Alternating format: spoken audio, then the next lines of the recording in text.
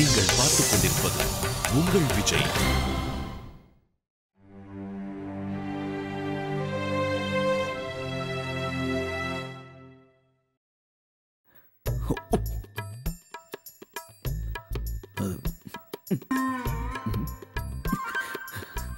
சந்தியா,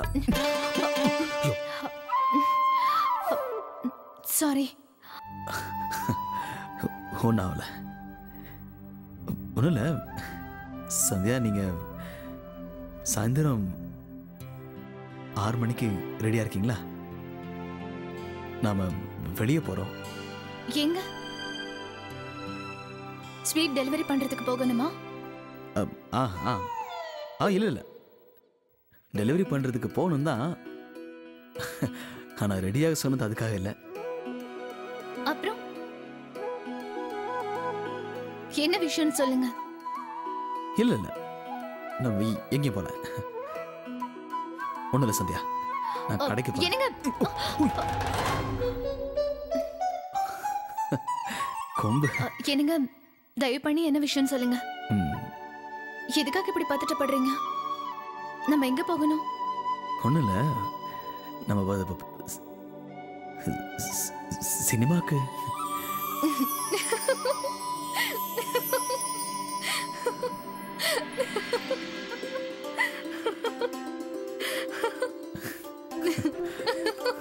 என்னங்க, நீங்க இருக்கீங்களே, இந்த சின்ன விஷயம் சொல்றதுக்கு இவ்வளவு பயப்படணுமா? சரி, யார் யார் போறோம்? புரியல, யாரெல்லாம் போறோம்னா படத்துக்கு நம்ம 2 பேர் மட்டும்தான் போறோம்.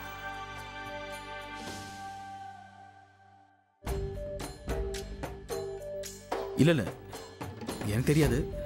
சோட்டு இருக்கான்ல, அவன் சரியான வாழ. அவன் தான் சொன்னான், என்னன்னா நீங்க அண்ணியை கூட்டு படத்துக்கெல்லாம் போங்க, அவங்க சந்தோஷப்படுவாங்கன்னா. நான் சொல்லிட்டு அவங்க கிட்ட, டேய் அவங்களுக்கு அதெல்லாம் பிடிக்காதுடா. ஆனா அவன் விடவே இல்லை சத்யா. திரும்ப திரும்ப என்கிட்ட வந்து, அண்ணன் நல்ல படம் தான், கூட்டு போங்க, அண்ணிக்கு ரொம்ப பிடிக்கும் அப்படின்னு சொல்லி என் தலையை தின்ன ஆரம்பிச்சிட்டான். நான் வேற வழி இல்லாம தான் கேட்டேன், மன்னிச்சிருங்க சந்தியா. என்னங்க, நம்ம எத்தனை மணிக்கு போகணும்? அப்படின்னா என் கூட படத்துக்கு வரீங்களா?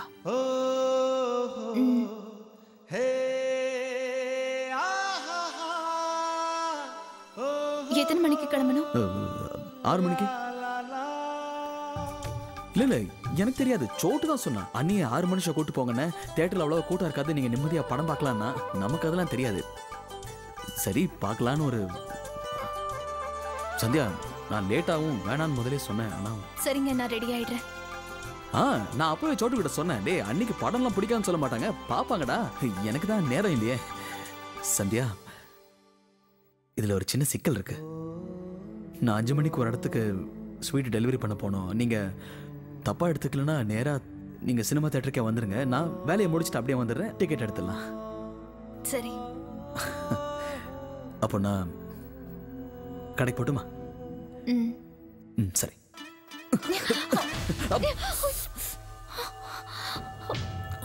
என்னங்க, உங்களுக்கு அடிபட்டுருச்சு? வாங்க, வந்து இங்க உட்காருங்க. காட்டுங்க, பலம் அடிபட்டுருச்சா என்ன? ஆமா சந்தியா. என்ன வலிக்குதா? இதோ இங்க இங்க.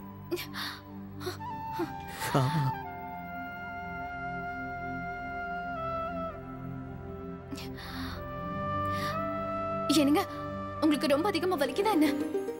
ஆமா சந்தியா, இந்த பக்கம் இங்க. சரிங்க.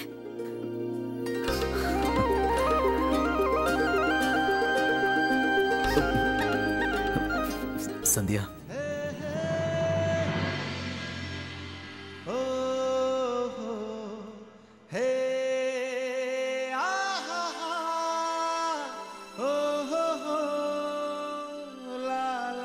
சரியாயிடுச்சு.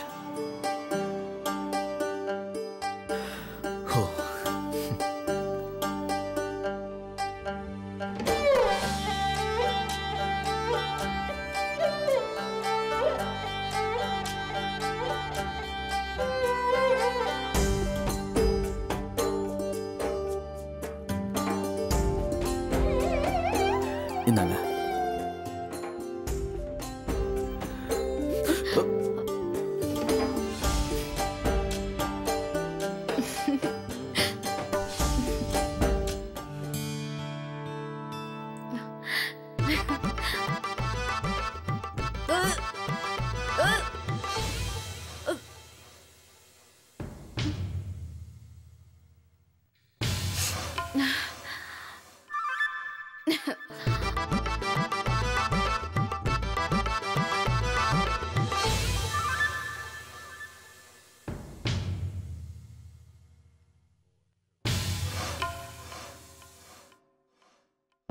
இன்னும் 4-5 நாள் இருக்குல்ல. போன் இருக்கு.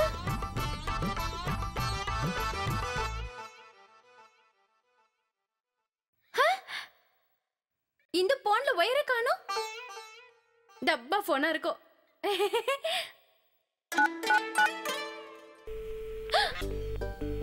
இதுல சத்தம் கேக்குதே. அட, இந்த ஹோட்டலோட ஓனருக்கு மூளையே கிடையாது. போனை பூட்டவே மறந்துட்டான். நான் எம்மா வீட்டுக்கு போன் பண்ண போறேன். ஹலோ சதா, என்னோட குரல் எப்படி இருக்கு சொல்லு.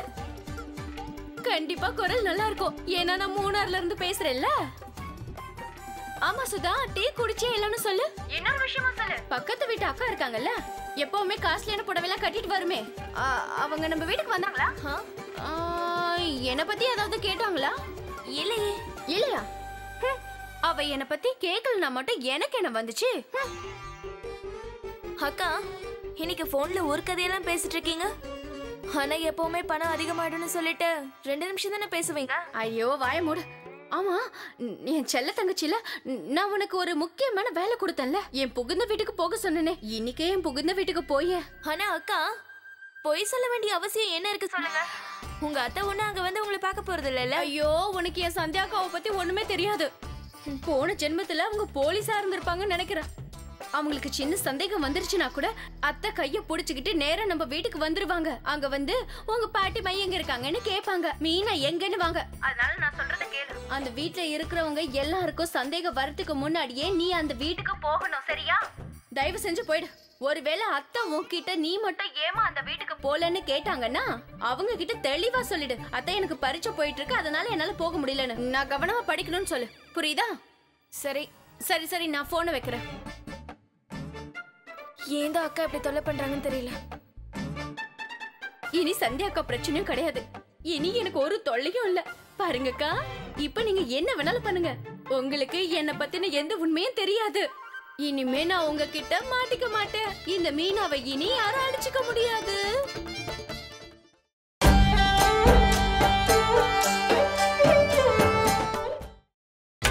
நீங்கள் பார்த்துக் கொண்டிருப்பது உங்கள் விஜய்.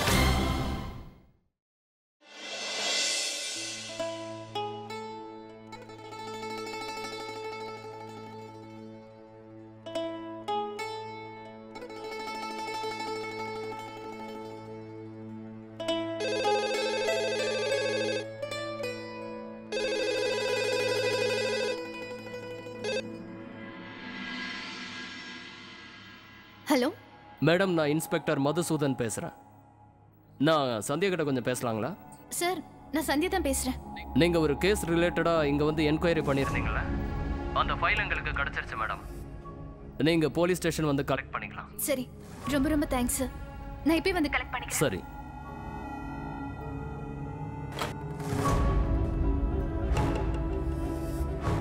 இன்னும் 15 நிமிஷம் இருக்குல்ல, ஸ்டேஷன் போயிட்டு அப்புறமா தேட்டர் போலாம்.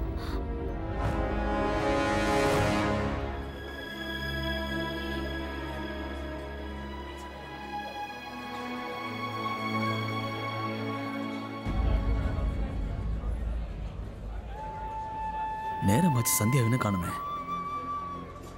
என்னாச்சு? நான் ஒரு பைத்தியக்காரன். நான் தான் சீக்கிரம் வந்துட்டேன். படம் ஆரம்பிக்க போறது 6 மணிக்கு தானே.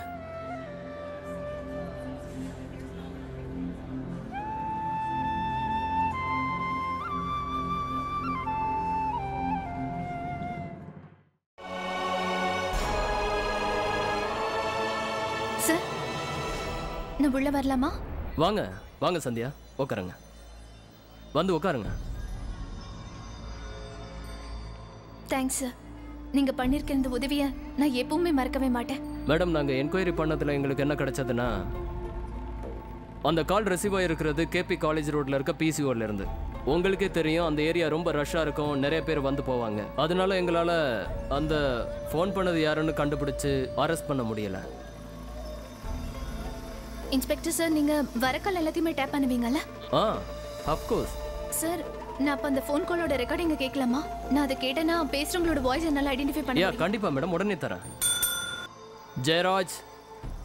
என்ன கூப்பிட்டீங்களா சார்? ஜெயராஜ், சொல்லுங்க சார். நீ இம்மீடியட்டாக ரெக்கார்ட் ரூம் போய் 1812 கேஸ் நம்பர் இருக்குல்ல, அதை எடுத்துட்டு வா. உடனே எடுத்துட்டு வரேன் சார். ஒருவேளை ரெக்கார்டிங்ல இருக்கிறது மீனாட்சியோட குரல்னா கேட்ட உடனே எனக்கு அடையாளம் தெரிஞ்சிடும்.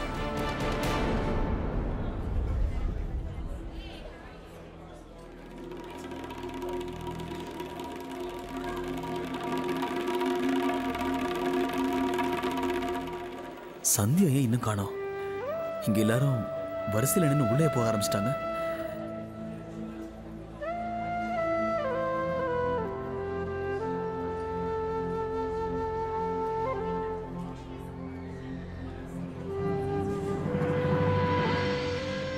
இங்க புருஷன் பொண்டாட்டிங்க எல்லாரும் கையை பிடிச்சிட்டு அழகா சினிமாவுக்கு போறாங்க.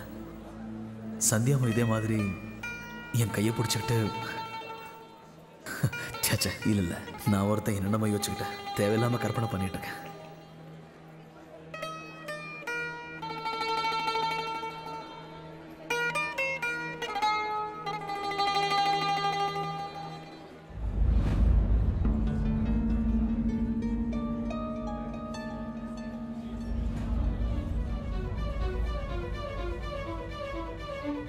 இவ்வளவு நேரம் ஆயிடுச்சு, சந்தியா ஏன் வரல?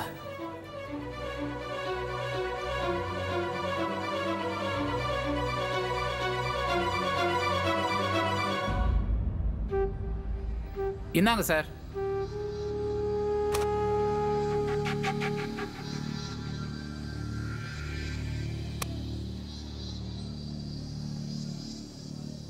ஹலோ. ஹலோ இன்ஸ்பெக்டர் சார், உங்களுக்கு ஒரு முக்கியமான விஷயம் சொல்லணும். புள்ளையார் தெருவில் சரோஜான்ற ஒரு லேடி அவங்க மருமகளை ரொம்ப டார்ச்சர் பண்றாங்க.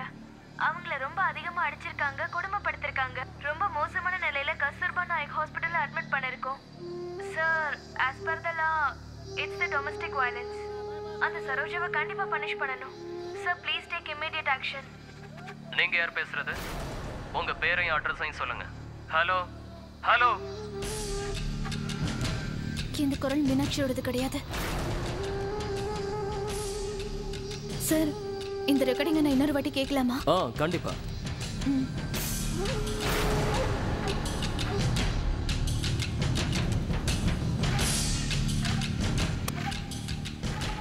Sir as per the law it's the domestic violence.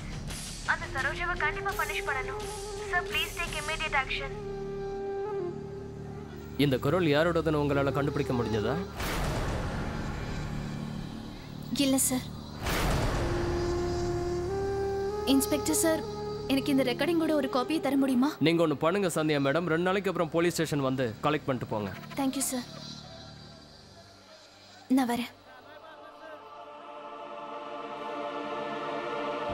தம்பி, சுண்டல் சாப்பிட்றியாப்பா? ரொம்ப நல்லா இருக்கும்பா. சாப்பிட்டுட்டே இருந்தீங்கன்னா டைம் பாஸ் ஆகும். இந்தாங்க தம்பி, வாங்கிங்க. இல்லைண்ணே, எனக்கு வேண்டாம், வச்சிருங்க. கொஞ்சமாவது சாப்பிட்டு பாருங்களேன். தயவு செஞ்சு வாங்கிங்க தம்பி, ரொம்ப நல்லா இருக்கும். வாங்கி சாப்பிடுங்க. இந்தாங்க சாப்பிடுங்க. சும்மா சாப்பிடுங்க தம்பி.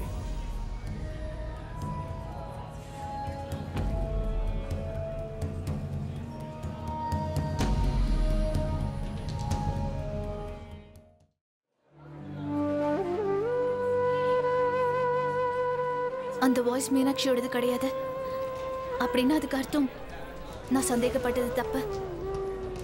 மீனாட்சி ஏதோ தெரியாம அந்த ஹாஸ்பிட்டல் பேரை சொல்லியிருப்பான்னு நான் நினைக்கிறேன். நல்ல வேளை இதை பத்தி நான் யார்கிட்டயுமே சொல்லல. சொல்லியிருந்தா பிரச்சனை ரொம்ப பெருசா இருந்திருக்கும்.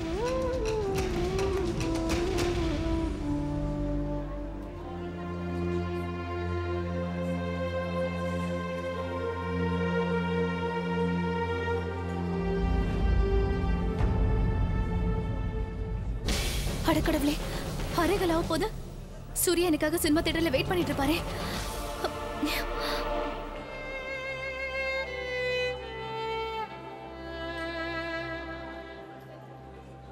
தியேட்டருக்கு வரதுக்கு எவ்வளவு நேரம் ஆக்குறாங்க? 6 மணிக்கு ஷோன்னு தெளிவா சொன்னல. இப்ப மணி 6:15 ஆக போகுது.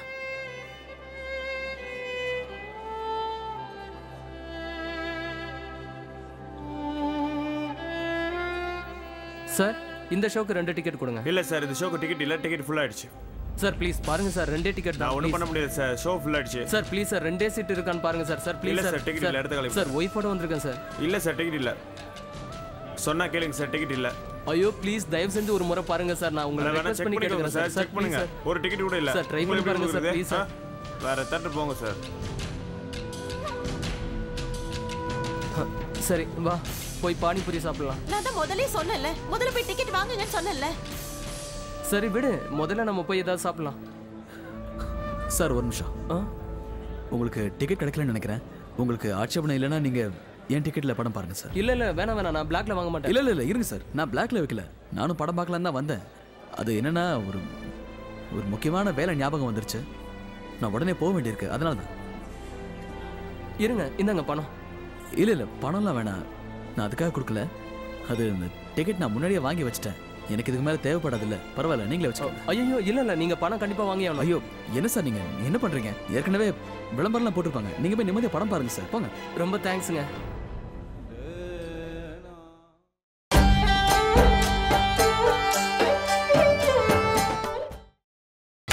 நீங்கள் பார்த்துக் கொண்டிருப்பது உங்கள் விஜய். நீங்க போய் நிம்மதியா படம் பாருங்க சார், போங்க. ரொம்ப தேங்க்ஸுங்க.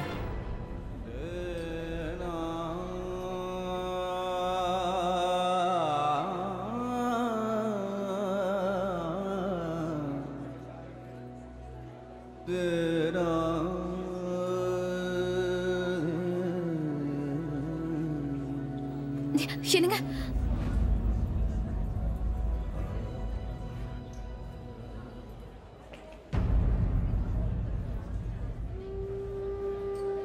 என்ன மன்னிச்சிருங்க, நான் வரதுக்கு கொஞ்சம் லேட் ஆயிடுச்சு. இவ்வளவு லேட் ஆகும் சத்தியமா நான் நினைக்கல. வாங்க நம்ம 2 பேரும் உள்ள போலாம். ஏற்கனவே என்னால படம் ஆரம்பிச்சிருக்கோம் நான் நினைக்கிறேன்.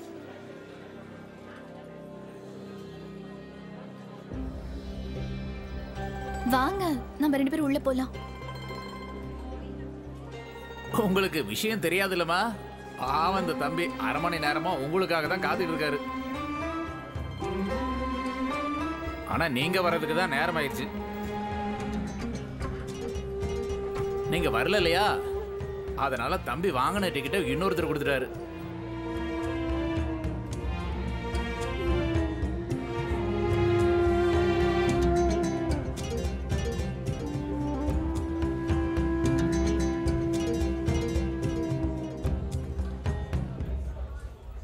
என்னங்க, எது நடந்தாலும் அது நன்மைக்காக தான்.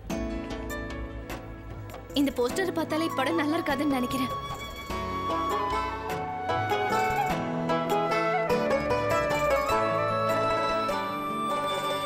அது வந்து அழகு சீன்லாம் ரொம்ப அதிகமா இருக்குமா. இன்னைக்குதான் நான் பேப்பர்ல படிச்சேன். உண்மைதான் சொல்றேன், இந்த படம் கொஞ்சம் கூட நல்லா இருக்காதான். இல்ல சந்தியா, ஹவுஸ்ஃபுல் ஆயிடுச்சு. நான் சும்மா போய் சொன்னேங்க. அது நீங்க என் மேல கோவமா இருக்கீங்கல்ல, அதான் என்ன பேசுறதுன்னு ஒண்ணுமே புரியவே இல்லை. என்னையும் தேவையில்லாம சமாதானப்படுத்துறீங்க. சமாதானப்படுத்தி என்ன கிடைக்க போதா? உங்களுக்கு தெரியுமா சினிமாவுக்கு போறதுக்கு அம்மா கிட்ட எவ்வளவு கஷ்டப்பட்டு அனுமதி வாங்கினேன்னு? அவசர அவசரமா எல்லா வேலையும் முடிச்சுட்டு 5:30 மணிலேருந்து நான் வந்து தியேட்டர்ல காத்துட்டு இருக்கேன். விடுங்க, இது தெரிஞ்சு என்ன ஆக போகுதுப்பா. சரி வாங்க போலாம்.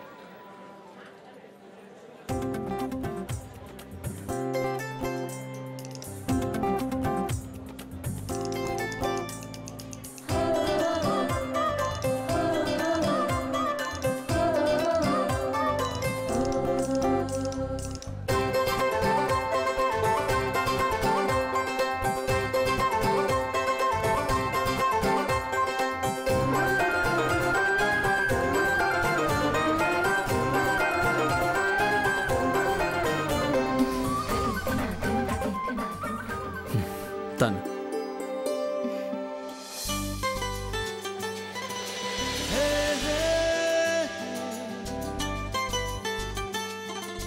Oh